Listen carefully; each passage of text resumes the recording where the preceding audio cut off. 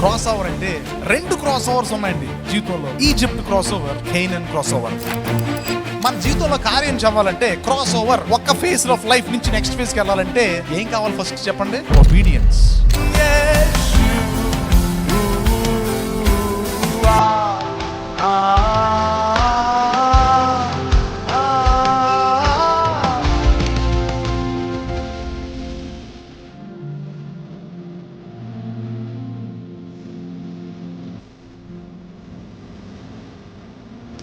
నేను ఏ స్థితిలో ఈ పాట రాసానో తెలుసా మీకు? నా తల్లిదండ్రులు చనిపోయిన తర్వాత ఒకేసారి జీతం, లాక్స్ ఆఫ్ శాలరీ, ఎంజాయింగ్.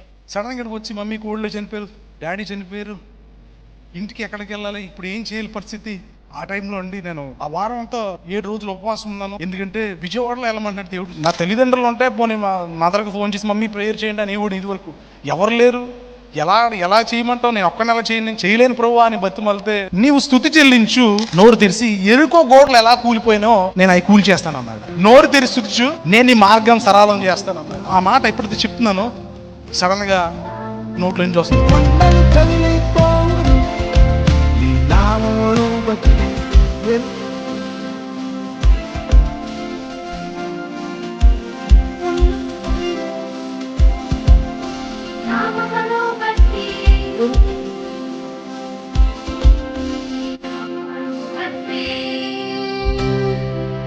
నీవు నోరు తెరిచి యేసయ్య అంటేనే గాని నీ హృదయంలో కార్యం జరగదు.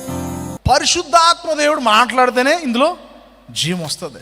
మండే ఆత్మల్లేరా దేవా, అన్య భాషలతో అభిషేకించు, ఎగసే గాలల్లే నన్ను తాకుమా, జీవనది వలనే ప్రవహించుమా.